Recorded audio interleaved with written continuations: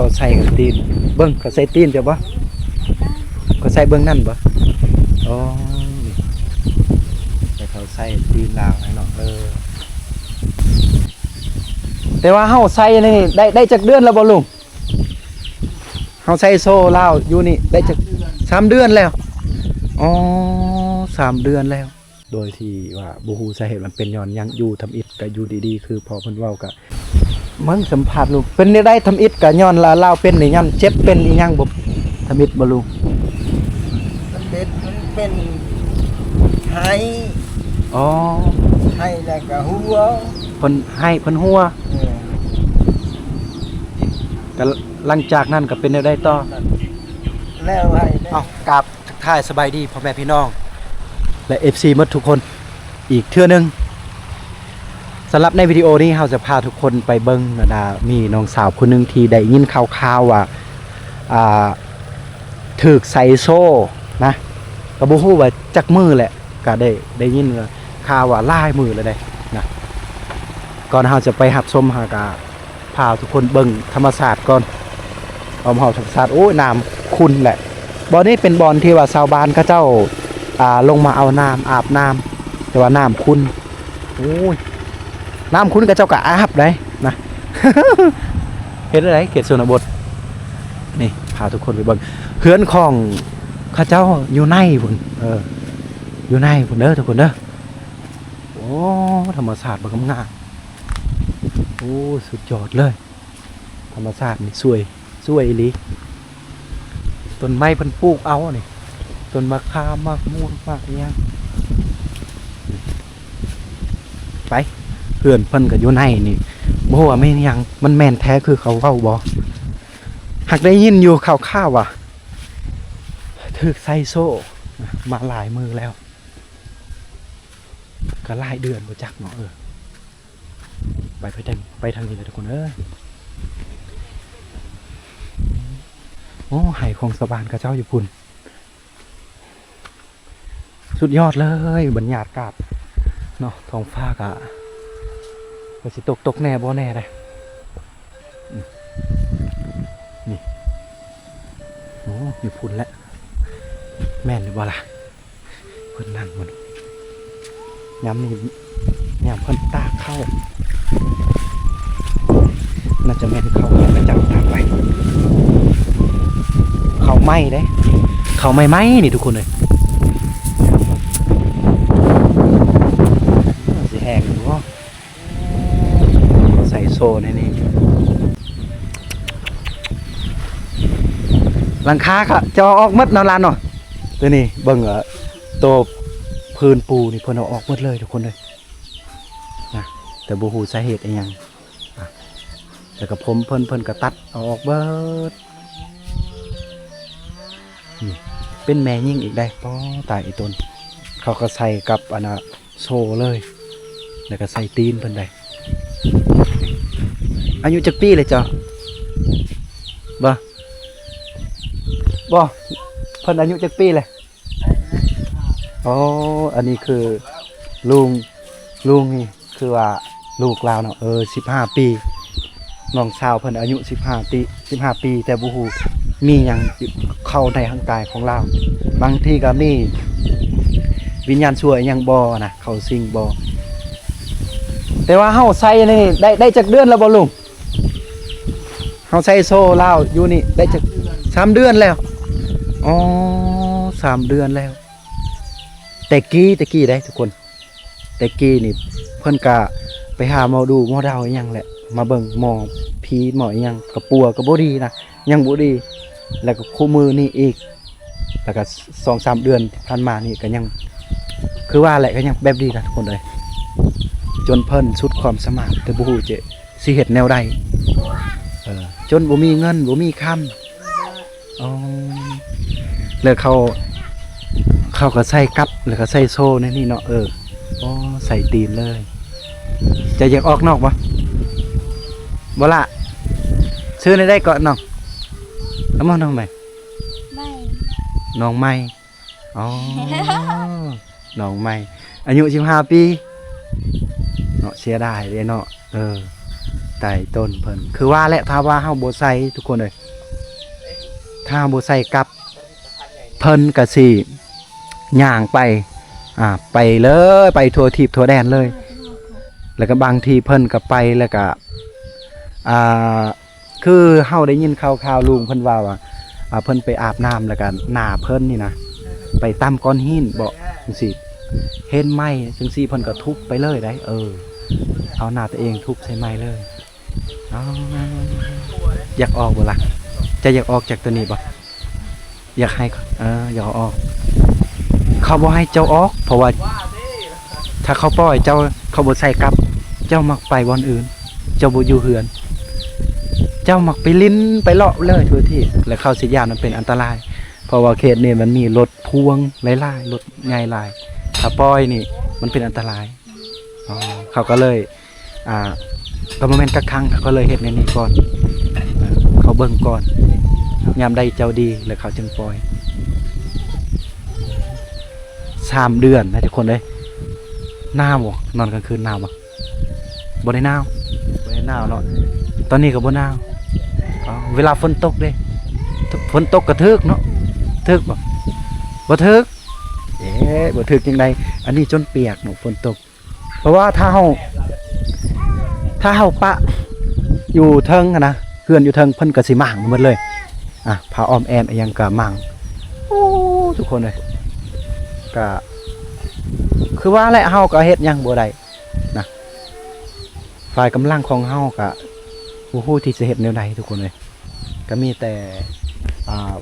ฟังเบิ่งจังซี่แหละนะยามใดมันจึงดียามใดเพิ่นมีสุขภาพแข็งๆเขาก็จึงได้ปล่อยเพิ่นถ้าว่าเฮาปล่อยไปเลยคือคมเว้าแหละเขตนี้นี่รถพวงบ่รถยาวๆใหญ่ๆเขาแล่นไปแล่นมายานมามันเป็นอุบัติเหตุให้ลาวอีกมันก็สิยุ่งยากให้ชาวบ้านบางทีเพิ่นไปทางอื่นน่ะก็ผู้นี้ผู้นั้นมาทำลายร่างกายเฮาก็บ่ฮู้แล้วก็เลยมาให้เราอยู่เฮือนเราก็บ่อยู่ได้มีแต่ย่างไปเลยก็เลยปะนั่นนี่ก่อน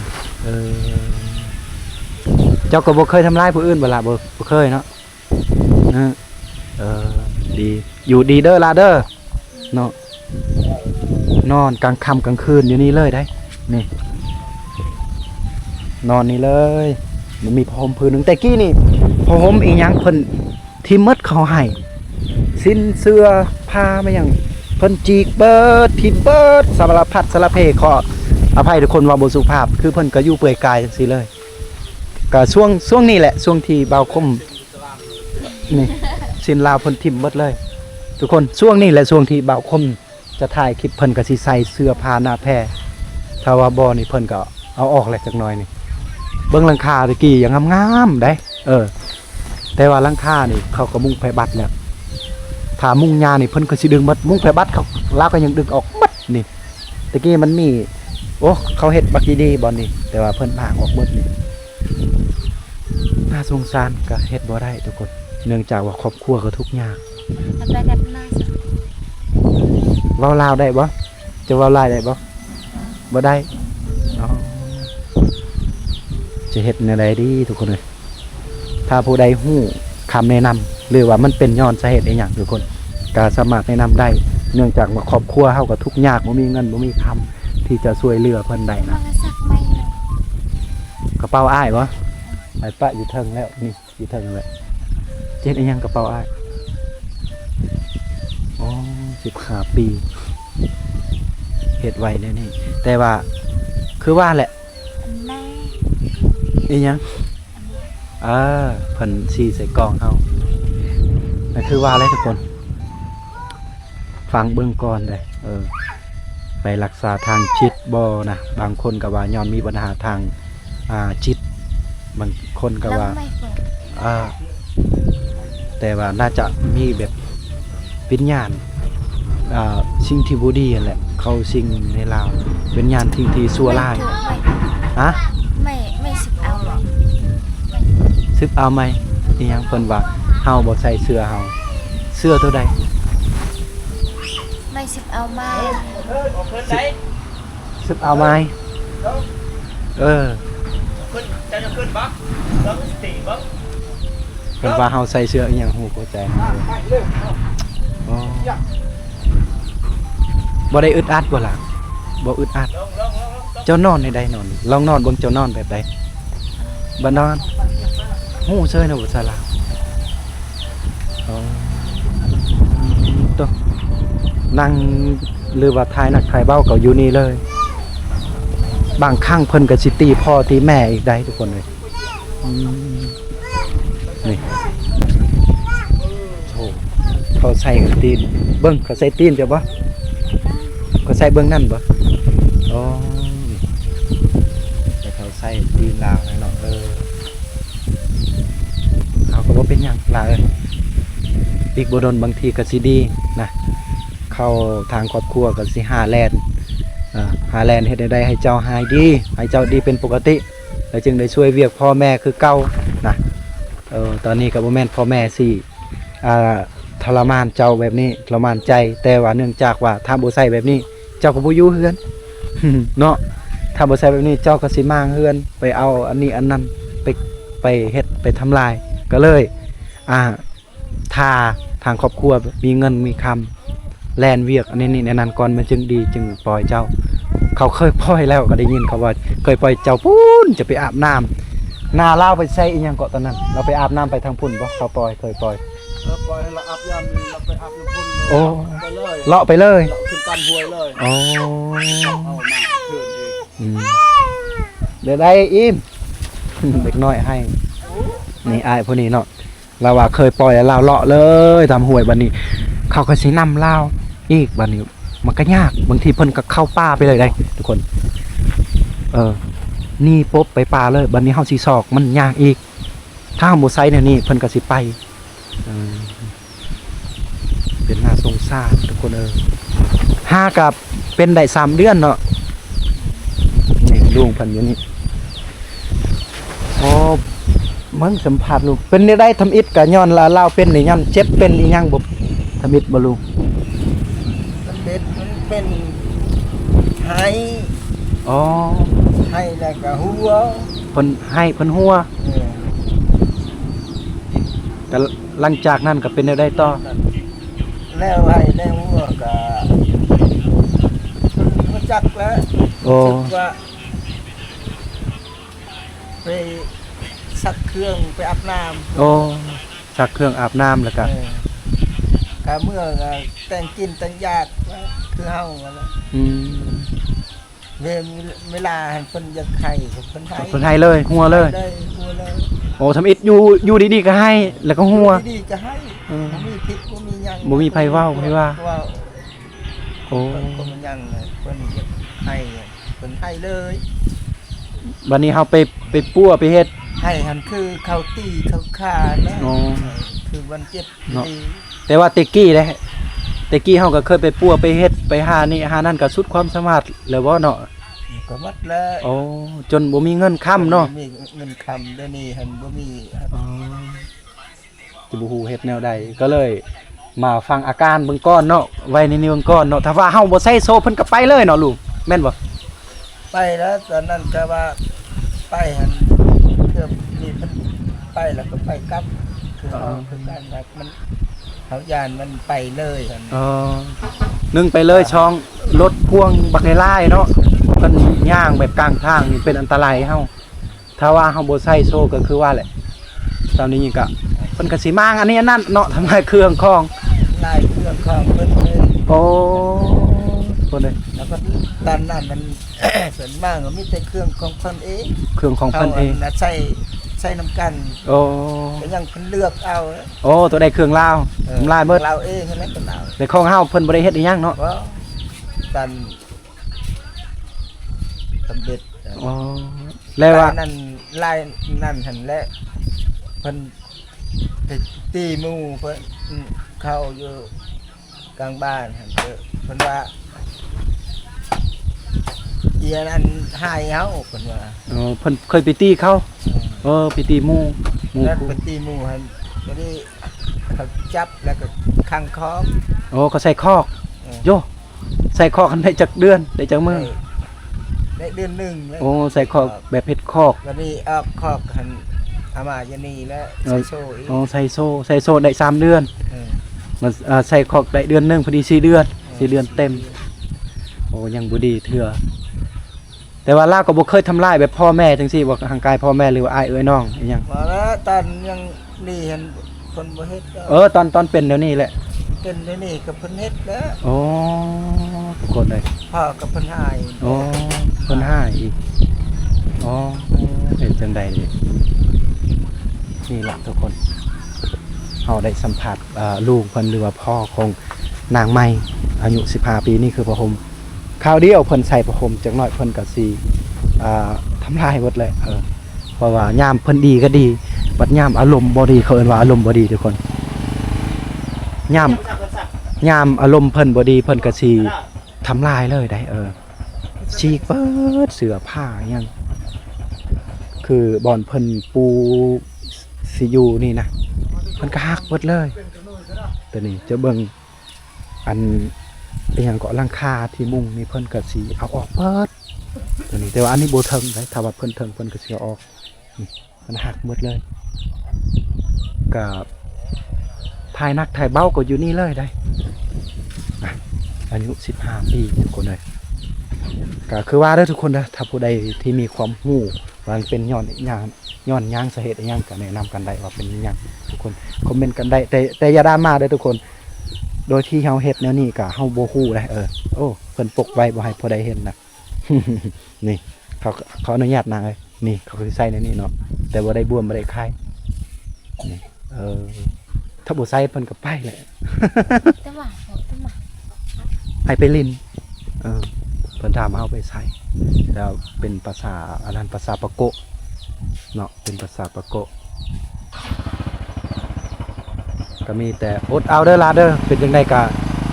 ความเป็นห่วงเป็นใยนั่นแหละอาจจะเป็นห่วงเป็นใยคือกันแหละเจ้านอนหนาวตากฝนในยามกลางคืนบางทีก็ถึกฝนฝนหัวก็คือว่าแหละต้องอดเอาเนาะประมาณนี้แหละก็ช่วยเบิ่งแยงกันนั่นแหละเอาก็มาติดตามเบิ่งเจ้าเป็นจังไดนะกับบ่ฮู้สิเฮ็ดจังไดทุกคนเอ้ยถึกใส่โซ่3เดือน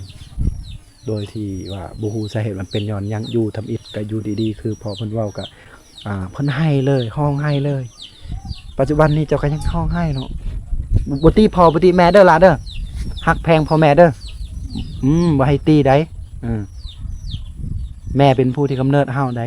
พ่อเป็นผู้ที่กำเนิดเฮาได้พ่อแม่ฮักเฮาได้วันนี้พ่อแม่เฮาก็ฮักแพงพ่อแม่คือเก่าเด้อบ่ให้ตีบ่ให้เว้าบ่ให้ด่าอารมณ์บ่ดีก็อยู่มิดๆแนวนี้อยู่ก็บ่แม่นว่าเขาสิทรมานเจ้าเข้า5วิธีจะเฮ็ดเจ้าป่วยเจ้าให้หายดีรักษาเจ้าให้เขาแล่นเวียกเขาก่อนเขาเฮ็ดเวียกเขาก่อนบัดแล้วเจ้าสิดีนะดีเป็นแสกเป็นซาวโอ้หน้าตาก็แบบงามทุกคนเอ้ยเนาะเป็นซาวอีก15ปีเจ้าน้อยเจ้าก็ดีเองล่ะเอ้ยมีแต่สู้ๆอดทนเอานะคือว่าแหละถ้าเข้าสิเฮ็ดราคายังอีกให้เจ้าก็มางออกอีกก็จำเป็นบ่เป็นหยังอดทนเอาบ่ต้องมางเด้อเสื้อผ้าหน้าแพรนี่บ่ต้องจิกทิ่มเด้อเจ้าน้อยเจ้าบ่มีได้บ่มีพ่อโตนี่ผู้บ่าวมาคนบักงามๆหล่อๆมาจะบ่อายเขาบ่เจ้าปะเปื่อยนี่พ่อแม่เด้เฮาบ่ทำลายร่างกายเฮาเครื่องนุ่งเฮานุ่งดีๆปะนี่นั่นแหละโอเคบ่ก็ประมาณนี้ได้ทุกคนสิ่งที่เราได้เห็นน้องสาวเพิ่นก็ล่มได้ดีอยู่เพิ่นก็ฮู้ดีบ่ภาษาลาวบ่ลุงเพิ่นก็ฮู้จักภาษาลาวดีอยู่บ่เนาะเพิ่นบ่ฮู้หลายปานใดเนาะเพิ่นเรียนฮอดห้องใดบ่เด้โอ้เรียนป .4 ตะกี้โอ้ตอนนั้นเพิ่นเรียนฮอดห้องป .4 แต่ว่ายังบ่ทันได้เป็นอีหยังแต่ว่าตอนนี้เพิ่นเป็นแล้วก็บ่ได้ไปโรงเรียนก็เป็นเลย 3-4 เดือนแล้วเป็นใหม่ๆทุกคนโอ้ยเฮาก็บ่เคยพ้อคนในนี้ได้ทุกคนเลยบ่เคยพบเห็นนะเหตุการณ์แนวนี้นี่เพิ่นยกบ่ได้เขาตอกตะปูไปเลยนี่เขา สิใส่ในนี่เพิ่นหักบ่ได้ถ้าเพิ่นหักก็หักได้ใจเพิ่นก็อยากไปอีกนอนโอ้ยเขาก็อยากให้พาปูนอนอยู่ดอกเสือนอนให้อยู่แต่เพิ่นก็สิทิ่มเบิดเลยนี่คือว่าแหละบางสิ่งบางอย่างมาสิ่งอยู่ในหลักก็เลยจำเป็นต้องได้นอนนี่แหละโอ้โหมีศาสตร์คืนนึงแต่กี้บ่มีศาสตร์ก็คือเห็นศาสตร์แหละมีผ้าห่มก็บ่ได้เพิ่นเอาออกหมดเลยนอนกลางคืนนอนหน้าหนาวเลยนอนฝนตกฝนทำหัวโอ้ยไปตายตนทุกคนเอ้ยถ้าสงสารเนาะก็เอาทุกคนเด้อ เออ กับบ่มีอิหยังหลากหลายนะคลิปนี้สิ่งที่คมได้เห็นน้องสาวเพิ่นเนื่องจากว่าอาการบ่ฮู้มันเป็นหยังก็ฝากให้กำลังใจน้องเพิ่นแหน่เป็นกำลังใจให้สงสารเพิ่นแดสำหรับคลิปนี้ก็ขอสิ้นสุดเพียงเท่านี้นะเป็นคลิปที่สั้นๆแต่ว่าสะเทือนใจเลยนะบ่ฮู้สิเฮ็ดจังไดทุกคนเอ้ยก็ขอจบเพียงเท่านี้เด้อขอบใจทุกคนทุกคอมเมนต์ทุกคนที่ได้รับชมคลิปนี้นะอันนี้ความจริงเลยสัมผัสกับพ่อเพิ่นแล้วขอจบเพียงเท่านี้ให้ทุกคนนั้นจงมีสุขภาพแห้งๆอยู่ดีมีแห้งนะมีเงินใส่ร่ำรวยให้ทุกคนนั้นไปทางใดก็มีแต่คนหักคนแพงกะบ่มีหยังที่อวยพรคนทุกคนเด้อกะบ่มีหยังที่จะให้ทุกคนกะหักแพงทุกคนที่ได้รับชมขอฝากติดตามช่องคมผักกระโดดได้เด้อทุกคนบายบายเด้อขอพบ EP ต่อไปเลย